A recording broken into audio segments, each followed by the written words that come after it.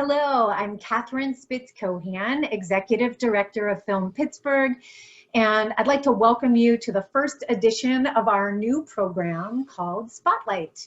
Each month, we'll present an outstanding film and introduce you to some of the filmmaking artists behind it. For the launch of Spotlight, we're thrilled to present the free streaming world premiere of In the Clouds, a delightful short romantic comedy from Argentina that played over 100 film festivals and garnered more than 20 festival awards.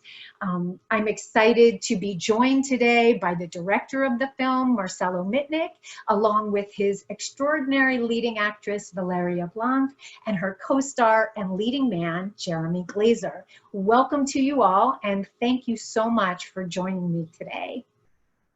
Thank you so much for having us. So first and foremost, let's tell everybody where you are. Where are you? I am in Cordoba, Argentina. Cordoba is the second largest city in Argentina, smack down in the center of it.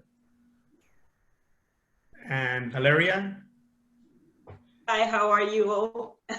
I'm in Buenos Aires, Argentina. And I am in Los Angeles, California, up in the States. Very nice. So, Marcela, tell us, how did your delightful film, you wrote it, you directed it, I understand you did a little catering on it. How did it come to be? So the catering is an inside joke, but no, there was good catering. There was good catering, I promise. Always the most important thing on a movie set, right? Am I right? The only important thing. The only important thing. Actually, and this is going to be a little bit of a spoiler alert, because how it came to be will reveal something about the movie. So if you haven't watched it, watch this interview afterwards. But so I've always been a huge fan of Billy Wilder comedies, and that style of comedy that you don't see much of anymore. That kind of film that navigates drama and comedy and romantic comedy in a way that feels seamless. And I've always been a huge fan. And although this is not maybe the kind of movie that I would always like to direct, I always felt that need to at least once explore what it was like to make a comedy like that. And one day I was driving down the 405, which is one of the main freeways in Los Angeles where I'm based. And I saw one of those little planes pulling a banner saying something very personal, like, I love you, or will you marry me, or something like that. And as I'm driving down into Westwood, I look at the plane and I thought, basically, this is a city of 10 million people. What are the odds that the wrong person will see this?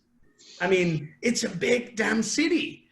And that idea, coupled with another idea that I had, or that I had thought of sometime before, were the origins of the film. And that other idea was that when I arrived in the States to study at UCLA, one of my classmates told me that he was going to propose to his now wife. And first I thought he was joking. I was like, what do you mean propose? Like a proposal, the ring. And actually I asked, oh, people really do that? And which is something one of the characters asks in the movie. And I was shocked, because in most countries, certainly in Argentina, you don't do that. It's something that you see in the movies, and you think that it only happens in movies, and that it's not part of what we do around weddings anymore. Maybe it used to be the case at some point, but certainly not anymore. And I thought that it was a fascinating thing, because on the one hand, I thought it was incredibly romantic and powerful to declare your love to someone. But on the other hand, I thought it was, what an awful thing to do to a woman. And why is the man proposing? And what if she doesn't want to? And how is this not discussed before? And all of these questions that are part of this movie. So the two ideas combined, and wanting to do something, you know, of a certain kind of comedy that you don't see that often anymore, were the origins to the story. Very good. Can you tell me about the casting process? Of course. How do So you found these two lovely people? So casting took forever, and it was hard to find these two lovely people, and they're amazing, and I adore them, and they did a fantastic job. And but it was a tough process.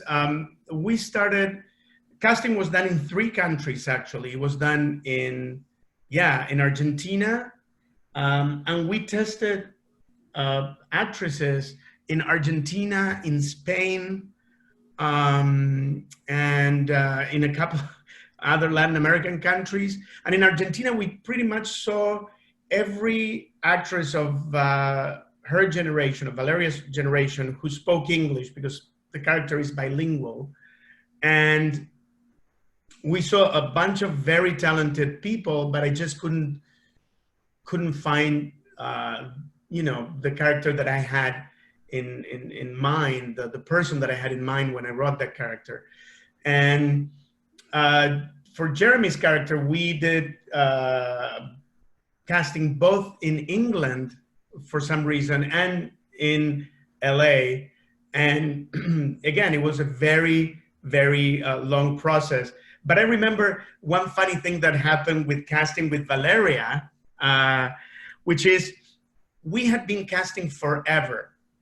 And then I saw the performance of an amazing actress I love in Spain, and we offered the job to that person. This was before Valeria did her casting session. And she said yes. She loved the script. She said yes. And we were over the moon. She's a big star over there. And the day she said yes, I think the following day, Vale comes and does her casting. And it was the very last actor in Argentina we saw. And the camera breaks for some reason. The sensor in the camera breaks.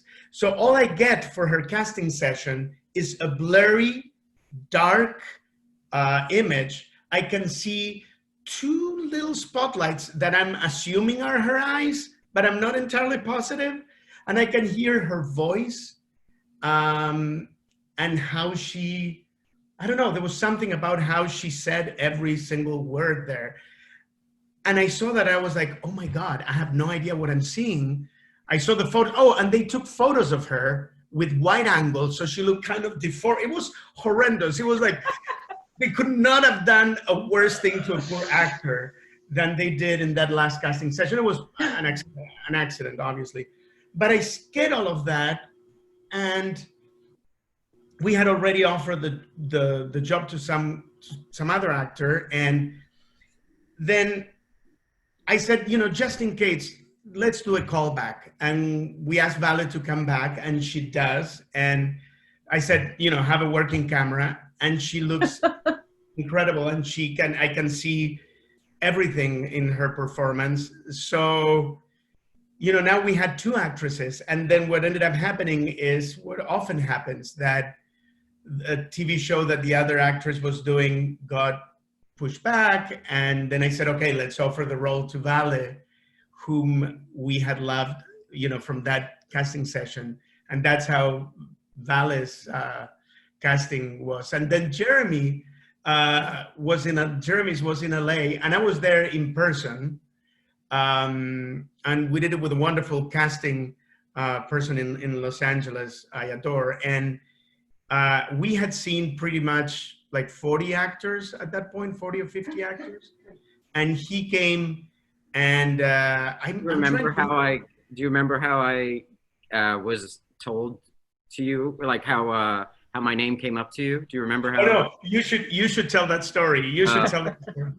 Well, when I first started acting, I was doing, theater in LA, like just getting started, getting my chops, just getting on stage, just throwing everything out there. And I did this play years ago, and the director of that also happened to be Marcelo's physical therapist or massage therapist. Yeah.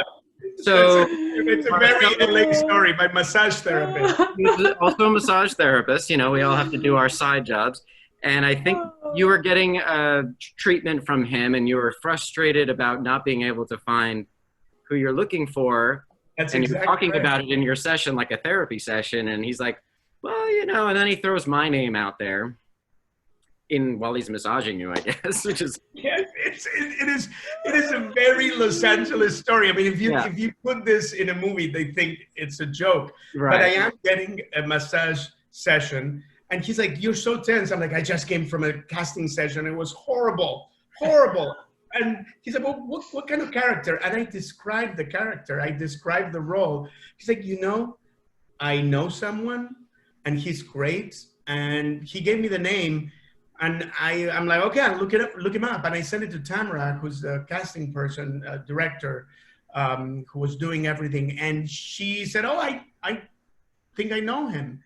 And Jeremy has a lot of credits in film and TV. And I said, okay, let's do a casting session. And lo and behold, thanks to my massage therapist, I found my Oliver. Yeah, it just goes to show you just put the work out there, you don't know, and certain roles are just meant for you. And it was just, and I felt like I connected with him in the room, even though we only had so much interaction in that one session, but it was really, really special. Well, the chemistry between both of you is really fantastic. We showed the film on opening night of Pittsburgh Shorts 2018.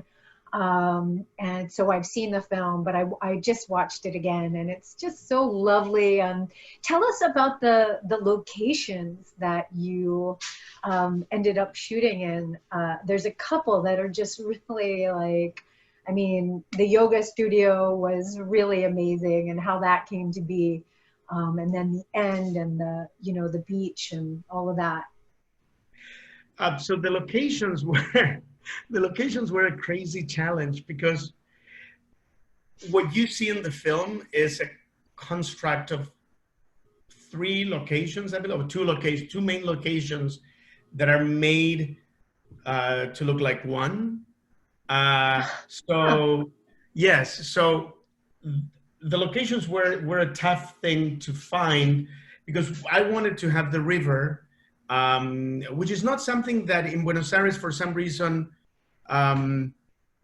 people enjoy as much. That beach life, it's not, the city, it kind of like shows its back to the river somehow. It doesn't, now it's changing, but that park, which is like a natural reserve,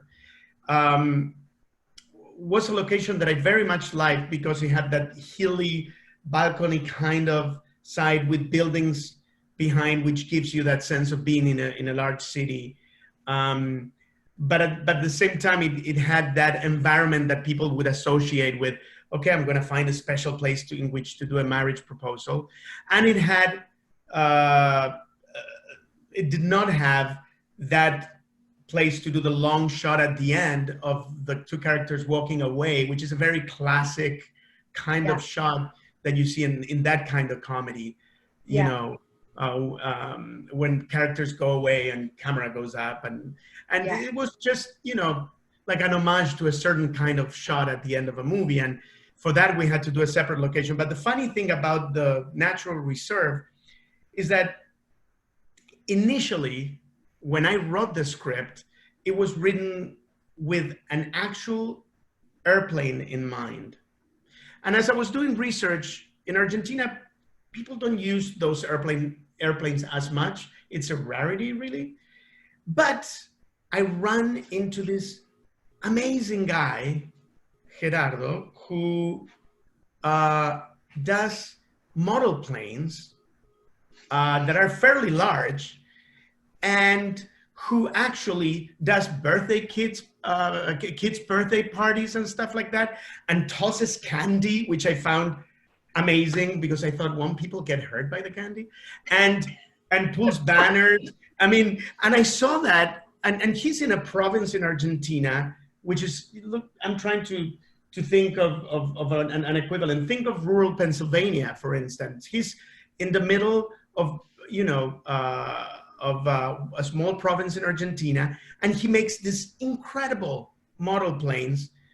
And I contacted him, and he said, yes, I would love to do it. Came to Buenos Aires, looked at the space, and said, oh, my planes cannot take off from here because they're too large. The wingspan is not, these roads are not adequate for my wingspan. So he had to custom make a plane for our movie that would carry, the banner, that would work in the context of the story, and that would work for that location. So it was, for a short film, it sounds like an insane number of things to do. And in fact, it was a large kind of production. We had in that location that you mentioned in the park, I think at the time where we had the largest number of people working, it was like 50 of us, which for a short film between cast and crew is a large number of people. It was a big production, and in fact, it was the biggest production for a short film in Argentina up to that time. Wow, that's fantastic. So you guys, Jeremy and Valeria, will tell us about, like, what did this film, how was it for you guys working on this film, and what'd you think about it? Like, what'd you think about the whole process? And I love the scene at the end with the two of you. I mean, it's really like two separate films, and you both have your your person you play off of, and then you come together at the end. So tell me about that. Valeria, please, you first. Well, for me, it was everything almost new because I had only made one film before. So it was everything very very new and surprising. Actually, I remember when I had the casting, it was like in June, and then I heard from Marcelo again in November. I remember I was on the bus, and I got a phone call from him directly to my cell phone, and he was telling me that I got the part, and I couldn't believe it. I remember we talked like for an hour or two that day, and then we met when he came to Argentina. And since the beginning, I felt that it was a great experience that I was going to have, but I could not imagine everything that happened later. I absolutely could not imagine that I was going to travel to the Bahamas and Los Angeles to show it to people. And the work itself, it was great, from all the rehearsals and all the amazing actors I had a chance to work with, and working with Marcelo on set and everything. You could tell that he put the work of the actor before everything else, and that was great because for us actors is the most important thing for us to be taken seriously, So it was a beautiful experience that I cannot believe that, I don't know, 6 years later we're still talking about it. Unbelievable. Yeah. Jeremy, what about you? Well, like I said earlier, from the moment I met Marcelo in the casting room, I felt like an ease and a comfort, and from the beginning to the end, everything trickled down from him. And I mean, as the only American in the film, to be able to, it was a journey he fought to make sure that I could be there. I mean, the union was not making it easy for him because it was a short film in another country. He had to go through all these loops just to, make sure that it was union so that we could all make this work. And he really believed in obviously the project, because it was just such a beautiful story that he wrote. And it was like, at the time, I just really wanted to play those types of parts, like the romantic, like the quirks and the fumbliness, and he incorporated all that into this character. And then on top of that, to be able to be taken to another country and be taken care of from A to Z, you know, and getting there and making sure we had time for the rehearsals and time with the other actors. And, you know, it was just a beautiful experience. I mean, you don't get that very often. You know, it's usually like, come here, you work, you're home. And it was literally, it wasn't just a job, it was an experience. And it really encompassed everything that I truly wanted, which was to play this type of part in a beautiful country where it's beautiful people, and the craft services was amazing. How long was the shoot, Marcelo? So the shoot was not, it was originally 7 days. Or 6 days, and then it ended up stretching to 8 because we had a lot of issues with weather. We had, those locations were insane to shoot in because we had, you don't see it, but there was so much wind that there are scenes when we're rehearsing that Val's dress is like Marilyn Monroe's in, you know, that famous scene over the subway. And I loved Valeria's dress. It was so perfect. It was Valeria's so perfect. What? Valeria's dress. Her dress. Oh, the costume designer is Roberta Pesci, and she did a terrific job. She's amazing. She's one of my favorite costume designers in Argentina. Well, the assistant makeup bought it, actually. I remember. She bought a copy of the dress. Oh yeah, we had to have copies of the dress just in, well, because there was a fall and it would get dirty and things like that. But I remember going through a bunch of dresses to get to that one. But I want to mention 2 things before I forget. First of all, thank you, Vale, and thank you, Jeremy, for saying those things. I'm very touched, because I do think that the actor, there's nothing more important than the work that you do with the actor. And there's absolutely nothing more important than the work that you do with the actors on the set and before the shoot. And there's nothing I enjoy more, really. It's my absolute favorite thing to do, work with the actors. And I remember I had an instructor when I was in film school at UCLA, Delia Selves, and she basically was the instructor that all directors, whose class all directors took to learn how to work with actors. And it was my favorite class.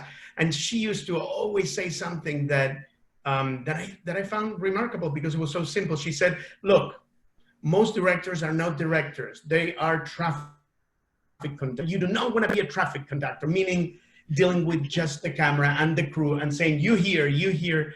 And I thought to myself, yeah, I never want to be that because that's not what I'm interested in. I mean, the experience of who the characters are can only be captured by remarkable actors like Jeremy and Valeria, and working to be able to facilitate that is the only important thing on set. Everything else falls into place. You're working with a fantastic DP and a fantastic production designer and etc. So your work as a director, once you've been able to share your vision with them, is to sit down and work with the actors and spend all your time with them, so they can do their magic, because they are the face of the movie. And I will be forever grateful to them and the other actors for the beautiful performances, and to every actor I ever worked with.